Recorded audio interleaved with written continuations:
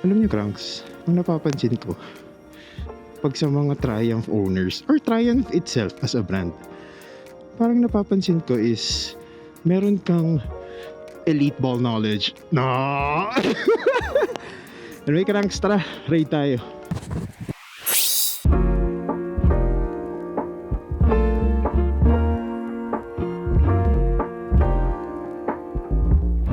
Ay, sarap.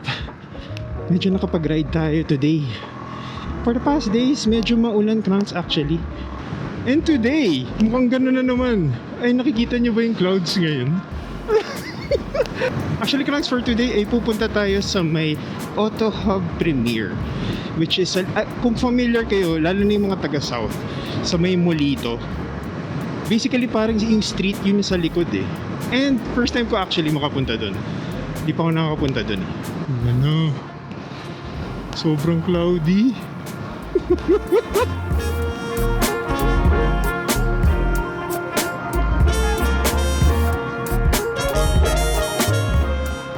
Grabe, nagbabadya talaga yung ulan. Ang mga marirelease ata today is yung mga 660 eh.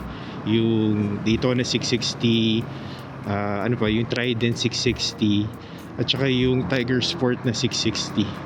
Which, to be honest, Cranks, medyo hindi tayo sanay dun sa mga motor na yun actually. Medyo hindi natin nagagamit, ganun. Pero dati, nakapag-try na tayo nung Daytona na 660. Noon pa yun, parang I think 2 years ago. Hanapin ko nga yung clip. Sakay tayo.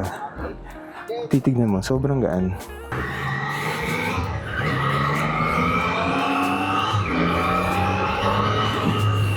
Inunahan na natin, Cranks, yung ulan para at least nakamotor tayo.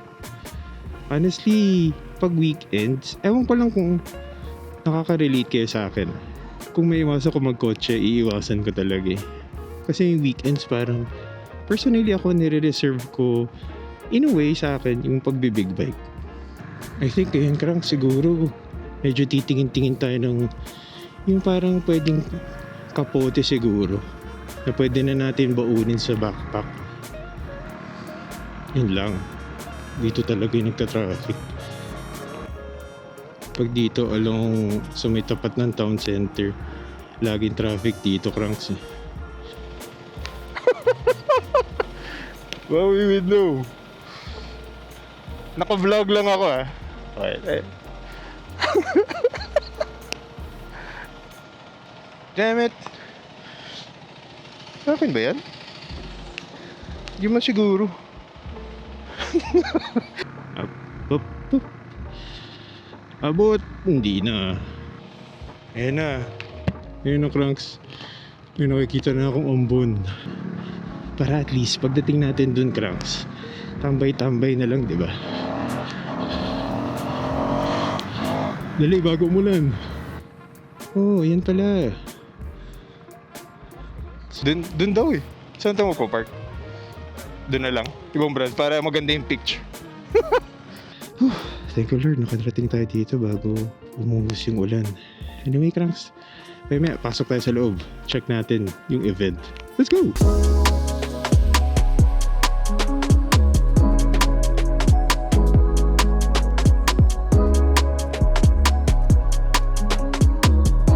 Ayun, Cranks.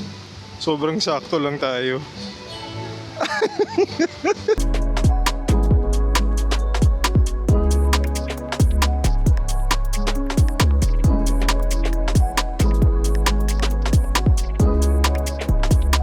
Bro, muna na ako.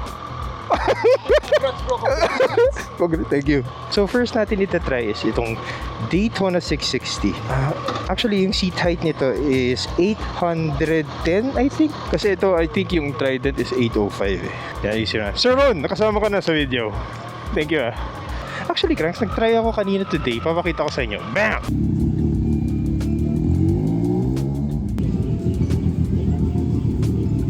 Yung 675 na ano, para meron lang tayong baseline in a way. Ito, napaka non-aggressive nung kanyang seat. And may quick shifter and auto blip. Papakita ko sa inyo, Cranks, kung ano yung maganda sa Triumph. Ito. Ito, Cranks, ang difference kasi ng Daytona 660 doon sa Tiger Sport at saka sa Trident na 660 is wala siyang IMU. Ito pala cranks is 14 liters capacity, kapareho din ng Trident 660. Quick shifter and auto blip yung ginagamit natin ngayon, ang sarap.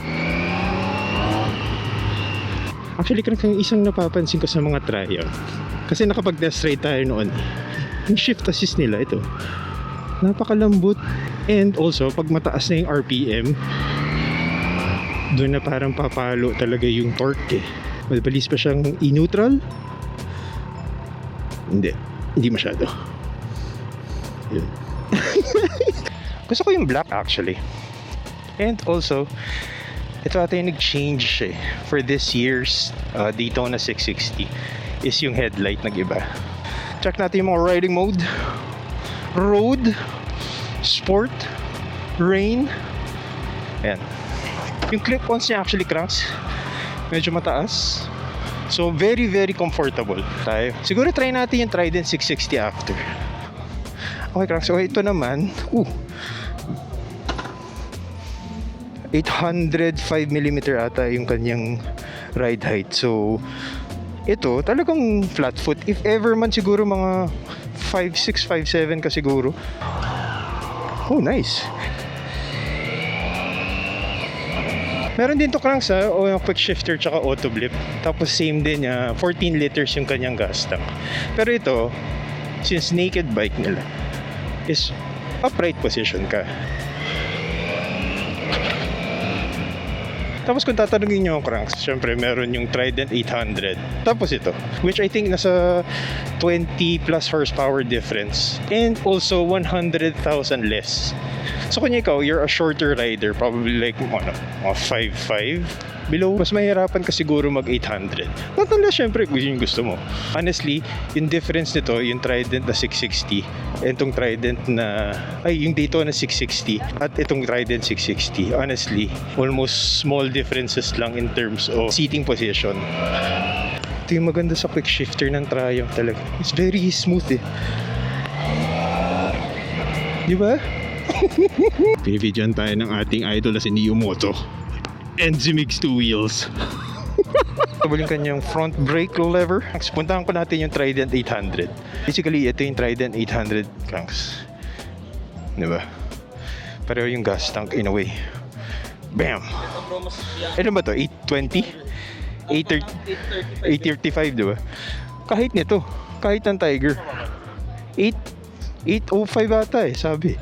Okay cranks, and last but not the least, yung ating sport touring, which is yung Tiger Sport na 660. So basically 94 horsepower, meron kang 6-axis na IMU din, yung parang nagko-control ng cornering ABS at saka ng traction control. Ramdam mo na, 835mm yung kanyang seat height. Para sa akin na 5'11", ano pa rin ako, flat foot. Di ba? Di ba? Wow. Oh. Ingatan mo ako next eh. Oo. Iwiwili ko muna. Wag. Tapos ito cranks, meron ata siyang cruise control. Wait nga, tingnan ko nga. Ito yun Ito ba yun?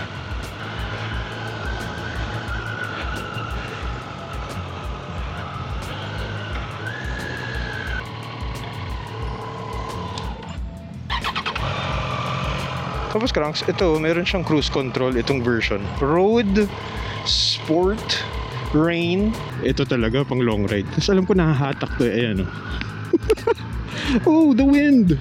The wind! No more wind! Kaya pwede siyang i-long ride. Kaya sport touring. You tour in a sport setting.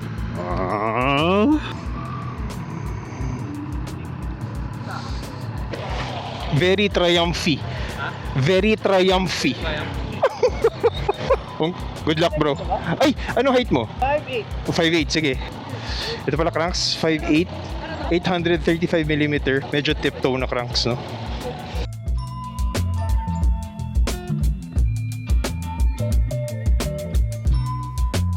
So what's up cranks? Dito muna tayo sa may bandang dulo. Kasi ipon muna tayo ng social battery.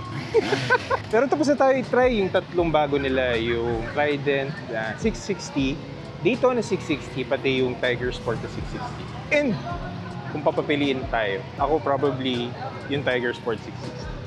Para maka-long ride na tayo siguro. Pero syempre, mag-iipon tayo ng 588,000 pesos. Pero first of all, thank you, Crank, sa pagpapanood nitong vlog na to. Fingers crossed, makairam tayo ng Scrambler 400XE. Pero tingnan natin, Cranks. Excited ako actually. Thank you rin kaila Sir John, kaila Sir Chris dito sa Auto Hub Premier Group dito sa may Alabang. And ito yung vibe pala, Cranks. So yun yung para mga test ride. Yeah, thank you pala Sir Chris and Sir John dito sa pag-invite sa atin na matry ito yung mga bagong 660. Anyway, Cranks, super enjoy ako dito. Kayo, Cranks, let me know kung ano yung gusto nyo dun sa tatlo. Kung may budget kayo, di ba? And sana nyo, malay nyo, Cranks, makahiram tayo isa sa mga 660. I-update ko na lang kayo, Cranks, if makahiram tayo. Anyway, Cranks, goodbye!